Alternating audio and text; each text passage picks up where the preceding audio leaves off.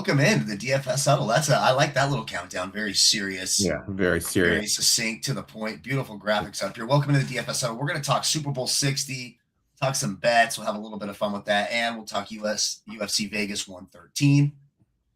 Very excited. This is also the last weekend before Daytona, my friend. So the DFS Huddle, you come in here, I'll be ready to rock and roll with some NASCAR stuff. I'm going to be driving. I'm going to drive the full Daytona 500 with my steering wheel simulator while it's going on. I can't wait, dude. I'm not getting up for breaks. I'm going to do it just like it's going to be a lot of fun.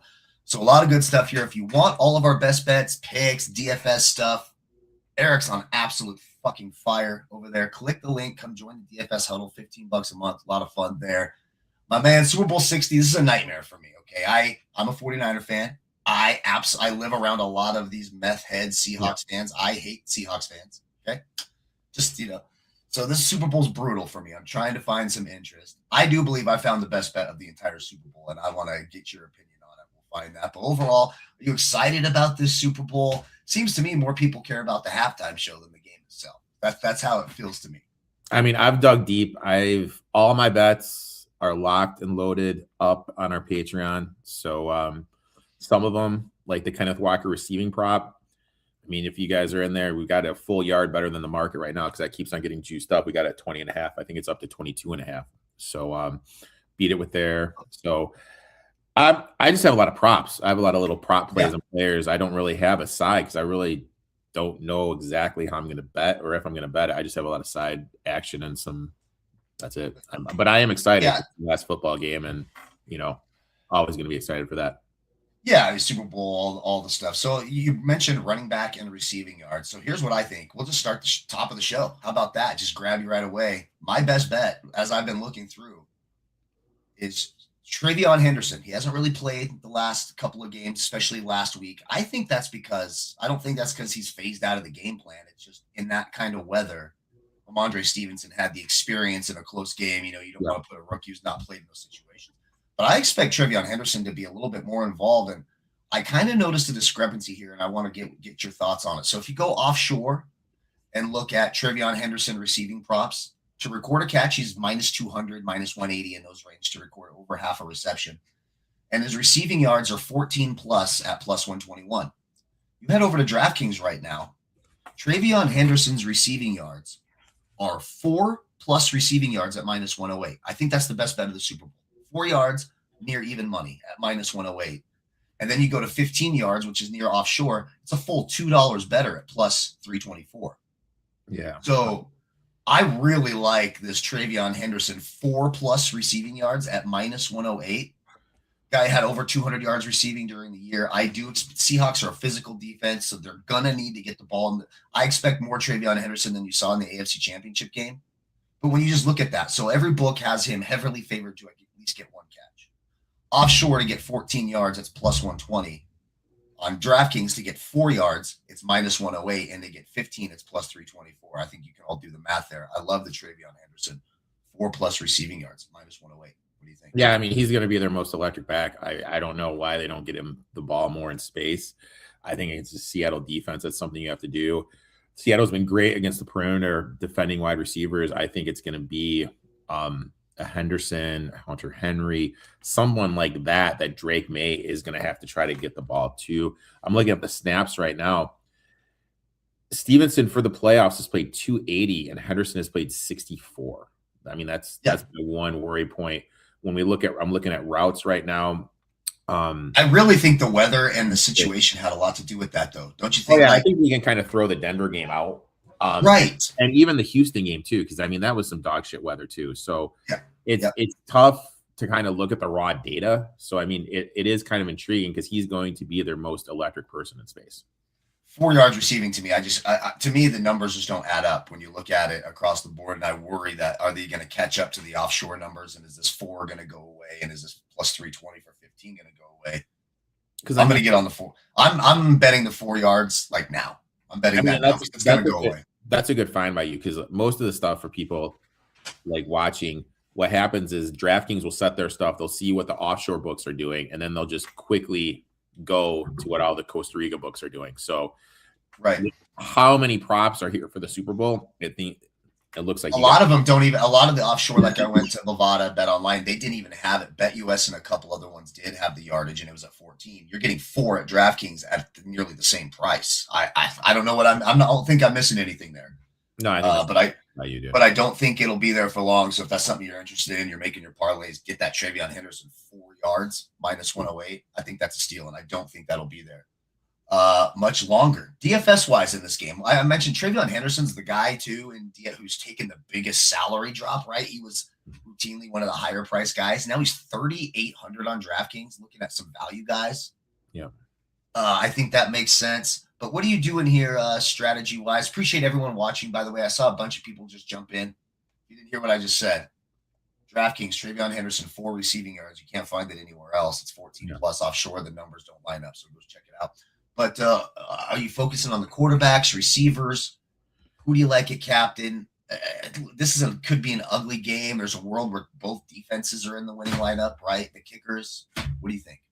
I mean, who do I like at captain? Jesus, that's going to be a thing. As crazy as it sounds, I mean, are we at a world where we're going to look to either play Hunter Henry? He's gone 6 for 81 on 10 targets in 3 playoff games, has scored in 6 of 4 games with 3 grabs. He's averaging 3.3 grabs, 37 yards. And the thing that people forget is last year he played against this defense. He had a $109 last year against this defense.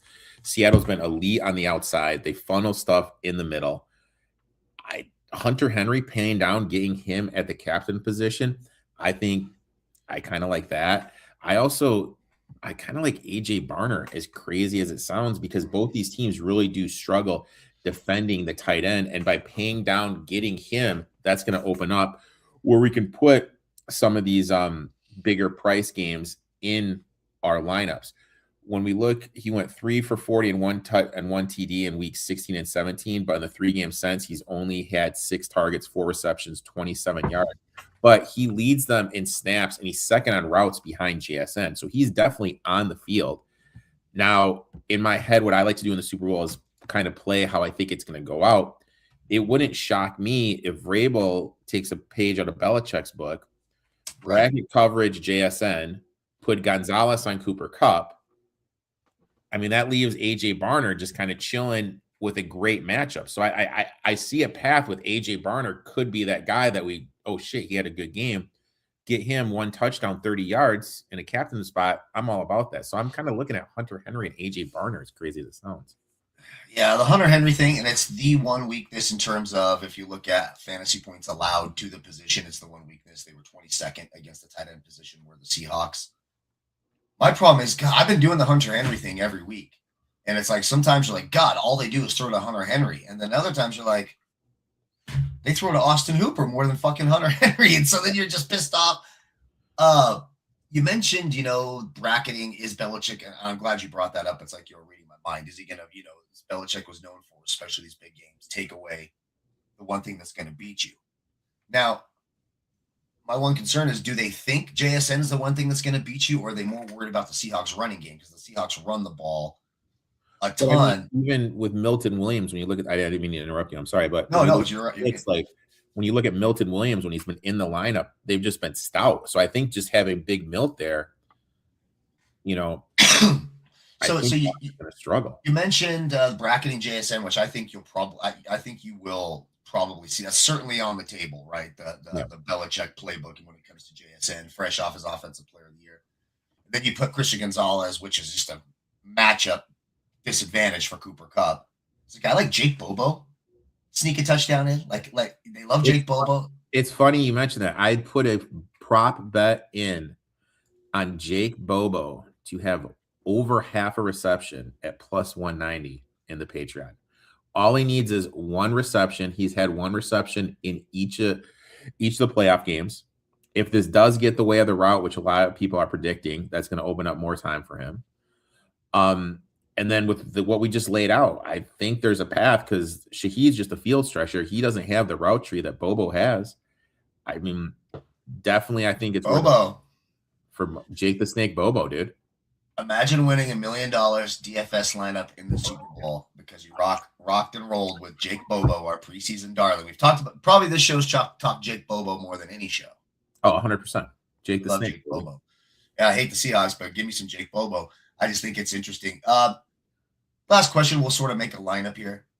Value receivers. I mean, especially with the Patriots, they are a frustrating team. You know, there's a multitude of mediocre receivers who are mediocre priced, who can break the slate or who can get you a 0. And that's all of them. That's fucking all of them after Stephon Diggs, right?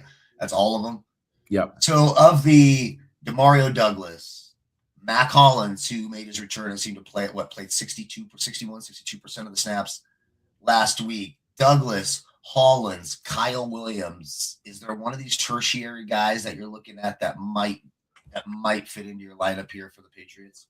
Gino and I talked earlier, our friend Gino, he is very high on Mac Hollins. When we looked at it, 3 straight of 50 yards, his average is 6 targets, 4 and 54.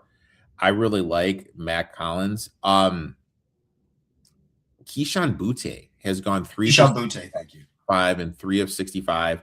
He's averaging 3 grabs and 49 yards. I'm kind of out on Stephon Diggs in this game. You know, I posted a bet on Diggs in the Patreon. I'm kind of completely out on Diggs this game. I think we're going to see Keyshawn Butte, but the worry there is, does Drake May's shoulder okay where he's able to push the ball down the field? Yeah, a lot of questions there. Defenses, are you going to play both? Like the Seahawks defense, I've been against playing them because, you know, it's been more heart over mind. But, I mean, they have the matchups here, right? There's not really great weapons on the outside for Drake May. Seahawks are excellent across the board, stopping the run. Seahawks defense? I kind of like I mean, you could honestly make both defenses. I mean, I think this is going to be a lower scoring game. You could probably fit both defenses in there if you honestly want to, and you're playing a tournament to break it down. 50-50 so wide jokes for that. Seattle. I'm sorry? I had so many jokes for that. When you can fit, never mind. I'm a child. Erik. You know this. I know that. All right. Seahawks defensive cap. Should we make a lineup real quick? Then we'll go talk UFC. Let's do it. All right. You're the man. You did all this beautiful work. You get to pick the captain. Jesus Christ. Just please not AJ Barner. I can't. I don't want to click that. I don't want to click that. What about Hunter Henry? Okay, fine. It's painful. It's fine. It's because they he just burns me. You know, I love Hunter Henry, but look at his fantasy outputs. Let's go to week 12, 27.5 against the Bengals. Everyone picks him up on the waiver wire. Let's rock and roll, right? Yep. Next week he gets 11 against the Giants. Not bad. Then they go on their bye. Come back in a game against Buffalo where there's 66 points scored. He gets 2.8. 2.8 fantasy points. Then he goes on a little run, double digits, 15, 13, 10, 15. Gets into Houston, 1 point. Denver, I'm going to give a pass on that game last week, 3 points. So his floor is so low that it's scary, as I guess I said that in a long way. But all right, Hunter Henry at captain. Next, I'm going to go with Kenneth Walker. I think you got to play him. I know the Patriots have allowed the second fewest fantasy points to opposing running backs, but Kenneth Walker is going to get the ball in what could be a low scoring game. Give me some Kenneth Walker. How about that? We're making lineups, and now I'm fucking picking Kenneth Walker. Love it. I love it. It's just because Charbonnet is injured. That's really the only reason why. I love it. All right, what do you got next? AJ Barner. There we AJ go. Barner. There we go. It's AJ. It's fine. He's not in the captain spot. I'll allow it. Next, I'm going to take like the rushing upside and whatnot. I'm going to take Drake May. We need a quarterback in there. We need some raw points. Let's take Drake May, the quarterback, throwing to the tight end, right? If Hunter Henry has a good game, ideally, Drake May would be the one helping him. Okay. I'm going to take Seattle's defense. Seattle's defense. Don't hate it. Pretty expendy. The defense is 44. Not bad. So now I have 9,500 for the last spot. But you can't play Darnold or JSN, so it's either Diggs or Stevenson. I guess in this particular build, since we're doing May and Henry, maybe the passing game I might go Diggs, but Ramondre at 88, that leaves 700 on the table. So that's Hunter Henry at captain, Walker, Barner, May, Seahawks, and Stevenson. It's tough. It's ugly. It's disgusting. It's an ugly one. We'll have some lineups posted at our Patreon, DFS Huddle. So check that out. All right. Now, let's shift our focus. Let's head over to UFC Vegas 113. This is going to be in the. I got to get logged back in. Apparently, this is going to be in the Apex, the main event. You have Vinicius Oliveira taking on. God, why am I forgetting? Mario Batista. Thank you very much. It's not a bad card. You have some good fighters on here. Once again, just like last week. We got some Henry Levin, the most receiving yards at plus 950. What do you think? So I'm building, when you're looking at lineups, you always want to start with who do I think is going to win, right? And I found it very difficult. The two that I really like, that I feel pretty damn good about, and they're going to get the job done. I like Mikey O to knock out Marc-Andre Barrios. Starting every lineup with Mikey O against Marc-Andre Barrios. And I think I'm going to take old Varetnikov to get the job done over my boy, who's won me money before as a dog, Nico Price. I think those two are like probably my two favorite high price guys at the top end of the spectrum here. Who do you think is going to put up the most points? Who are the high price guys you're looking at? I mean, I love Michael O. You mentioned him. Absolutely love him. The other high priced guy that I love, I actually kind of like Batista. I mean, I think overall he's a better fighter. When I look back, I don't think Oliveira does one thing better than him. I think it's going to set up where Oliveira is going to gas, and we're going to see a Batista sub. We're going to see a lot of control time. Absolutely love him there. And then who's the other guy? I like my boy Hurakochi too. I think he's minus 340 favorite, implies a 77% win probability. I think from a skill standpoint, he holds the clear advantages on the feet with the speed, the power, the volume, the footwork, the defense. It's in the apex of the smaller cage. I think that's going to help him as well. And I really think there's a lot of finishing upside with him, given the fact he has 20 finishes in his 35 careers. So those higher price guys, those are the three I'm looking at: Batista, Michael O, and Huramochi. Yeah, and one other guy that I want to throw in there, and I do not like the Basharat brothers. I think they stink. They're weak. They're not very good. However, now we're getting Javid Basharat. I think he's going to be probably the highest owned fighter, and I think it's chalk you got to take. His opponent dropped yesterday, did Javad Basharat. So now he's getting replaced with this Gianni Vasquez, making his debut, coming up a weight class on 2 days' notice to face Javid Basharat at 8,300. You have to play that in your DFS lineups. Oh, Javid Basharat should slaughter this guy. And so what you're getting is he's now favored in such a way where he should be. I don't have the line on that fight in front of me, but he's priced in a way where as a pick'em fight, he was supposed to fight Said Nurmagomedov, and it was 8,300, 7,900. So now he's getting this Vasquez guy who's priced at 6,500. So really, Basharat should be priced at 9,500. If that makes sense. If everyone's following along, for example, what's the closest I can find on this card? For example, Amir Albazi is 6,900. His opponent Horiguchi is 9,300. So at 6,500, you would expect Basharat to be at 9,500. But since this contest came out before the fight switch, you're getting Javid Basharat at 8,300. So it's the only time you'll ever hear me say to play a Basharat brother. Yeah, it's Javid.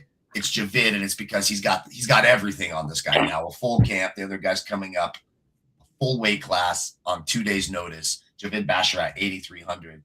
I think makes a ton of sense. All right, let's talk the underdogs. Right, let's talk the guys under 8K. Who do we think? I think right now, my guys, Jacob Wilkaux. I think he can beat Gurov. Just watching Gafarov. Looks like the busier guy, possibly the stronger guy. Why the hell would anyone do that or go up a weight class on 2 days' notice? Because Dana White, there's a lot of guys who don't have good records, but if you take fights and you're kind of a company guy, you'll stay in the company and make money. They look out for you. They look out for you. They really do. That's one of the things they look out for. I think Wilkaux over Gafarov is one that I'm looking at. And I sort of was thinking Vinicius could outmuscle Batista a little bit. But I don't know. What do you think here, guys under 8K? Because I think it's slim pickings. And I don't know who the hell to pick. I got a lot. You might be looking You might be looking for someone to lose but get you the most fantasy points, right? Just give you enough points, because I have a hard time with this one. What do you think? I got a couple of them. First of all, we're gonna go deep. We're gonna go to the opening run. We're gonna look at Priscilla. I think she's really interesting. I think she's gonna be able to close the distance. Force exchange. Claudia's coming off a modified MMA bout where takedowns weren't allowed. Anytime I see something like that, it's an automatic red flag for me. She's not a consistent shooter when she goes to fight. She typically needs to clinch to get fights down to the ground. Closing the distance against Phyllis, I think it's going to be hard with the way she fights. She's not going to allow Claudia to get into the clinch. I'm interested in that one for sure. I believe 7,600. The next one I am looking at, now hear me out. Don't hate me for saying this. Nico Price. Didn't love his last fight. I think the price matters. I think if Price can get this fight to the ground early, I think he can take it. Capable of wrestling, 7,300. Using him is going to open up a lot of flexibility. Also high. He's a volatile play with a lot of upside. What about Mean Gene Matsumoto? His opponent doesn't like to be pressured. Gene will bring it. He's got that Muay Thai clinch. Wrestling, he's going to make fights ugly. And that's exactly where you beat his opponent, who wants clear striking. And we saw it in his last round. We saw it in the last one. When he was pressured, he was really uncomfortable. The fighter he didn't do it until the third round. If he can make this fight physical, I think Matsumoto has the edge. Another one I like, Brazil. I love fading to Basharat. So that's the other. He's fighting the other Basharat brother, Fareed Basharat. They're both weak. They're both not like physically strong guys. I just worry about Matsumoto. I think someone you have to play, because even if he loses, he should accrue some points, right? And you might be having a look at that. The only thing I worry about, he's sloppy. He keeps his chin up. Yeah, comes in. His defense isn't great, so I worry he's going to get caught. But I got a couple more. I like Brazil. I think she should be favorite. I think this is a little mispriced. She's at plus 125 on the line I'm looking at right now. I don't like what's her name? Wang. I do not like her takedown defense at all. I think that's a major question mark. Maharat can wrestle. A lot of people are worried about her cardio, but she's moving up from 115. I think that's going to help in a big way. I think if she can get Wang on the ground, there is a grappling path where she's just going to be able to control with scoring time, with control time, excuse me. And the last one, and I went deep here, dude. Julius Walker. Juicy J. Dirty boxing, wrestling, be the bully. If he stays at range, it's a disaster. Dustin can be taken down and controlled. If Walker commits to the game plan, he is live. And it's another thing, it's this price point. If you can just find two of these guys, it's just going to drop everything down. It's really going to open up so you can get those higher price guys. And I think this card compared to last card, there's a lot more options where you're able to do that. So Julius Walker was one I was going to bring up. So Dustin Jacoby is better than him in all areas, right? He just simply is. Maybe not grappling. Grappling, Julius Walker, he's young, so we don't know how good his grappling is yet, but he might have the advantage. But what I do like about this, Dustin Jacoby last week was in Australia in the corner for Cody Brundage, right? He wasn't even going to fight. Then he kind of gets this short. So now he's coming over, flying jet lag within a week on short notice. Now he's a veteran. Dustin Jacoby has I don't know how many, 20 some MMA fights in the UFC, 31 professional MMA fights. But when you look, he hasn't really fought many grapplers, right? So we don't know how he's going to just look at his list of opponents. His last opponent, Lopez, not a grappler. Vitor Petrino, striker. Dominic Reyes, striker. Alonzo Benefield, striker. Kennedy Nzechukwu, striker. Mirzakhanov, striker. Khalil Roundtree, striker. Zhang, striker. Mikey O, striker. The last person he really faced Ian Kudalaba, I guess you could sort of say has a ground game, but he just hasn't. They've been putting him in with nothing but strikers, which has helped Dustin Jacoby look pretty good. it's interesting. Julius Walker, if he can get the grappling on a guy who's just flying over from Australia in a week, taking this fight on short notice, I think you have something there with Julius Walker. But what do you make of like and we have someone talking about the Jailton Almeida fight, which is interesting, against Kunaev. He's the one mid-range guy I really like. I mean, I think he's a great wrestler. I think he's underpriced in the terms of the betting eyes. I think he's going to hunt takedowns. Everyone has been successful against Kunaev. He has the power. His defensive wrestling, I don't think he's going to be able to keep this standing. And when I was looking back at his tapes, he does have a tendency of giving up his back. And if he gives up his backs and we're able to get control time and a sub win, that's exactly what we're looking for in one of these mid-tier guys. So the reason I worry for it in terms of DFS, Jailton Almeida, when he gets a guy down, he just doesn't do anything with it. Look at his last fight with Alexander Volkov. He took Volkov down 7 times, had 11 minutes of control time, only landed 9 significant strikes, and lost the fight. Yeah. He's just one of those guys, like you'll rack up points with the takedowns. And so he got 61.6 and a loss.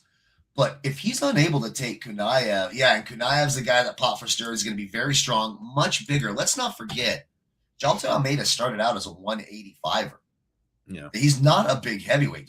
He should be fighting at 205 and wiping people out in that division. That's where he belongs. He's a small heavyweight. His biggest when he's trying is around 230 pounds. So that'd be my concern, is if he doesn't get the takedown in the sub, where are the fucking points coming from? I mean, the significant strikes here. I mean, even one. He lost in the second round to Curtis Blades. We all remember that fight. Took him down a bunch and then couldn't strike. He gassed out in the second round because he took him down 9 times in the first round and then had nothing left in the second round. Yeah. Curtis Blades knocks him out. He landed 1 strike. 9 total strikes, 1 significant strike in that fight. So that concerns me in terms of the points. At 8,300, the best mid-tier guy is going to be Javid Basharat because he's fighting a nobody and the price is wrong. I just want to. It's really important to me that I get that out there. Anyone else on this UFC? You want to make a lineup on the UFC? Yeah, let's do it, man. Let's make a lineup. All right. Well, like I said, you get to go first. You're the man, the legend. I love all this beautiful work you do. I get to go first. Okay. Are we doing the captain one? Or are we just doing like no? There's no cap. It's just DraftKings, so there's no captain bullshit. Not like that crap on FanDuel. Okay, I will take. I'll take Michael O. Mikey O. Let's get him in there. I think you all know who I'm going to take. I'm going to take Basharat at 8,300. If he loses to this guy, then I fucking lose. But I just don't think that's going to happen. So give me Javid Basharat at 8,300 if I could find him. I will take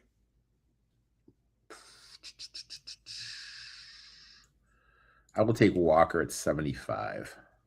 Julius Walker, 7,500. For me, I'm going to take Baretnikov. I think he knocks Nico Price out. Nico Price, I think, is at the end here, aging poorly. Give me some Baretnikov at 8,900. So we still have 8,100 left for the next 2 fighters.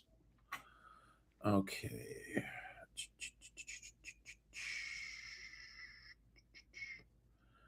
I'll take Brazil. Brenda Brazil. Bruna Brazil.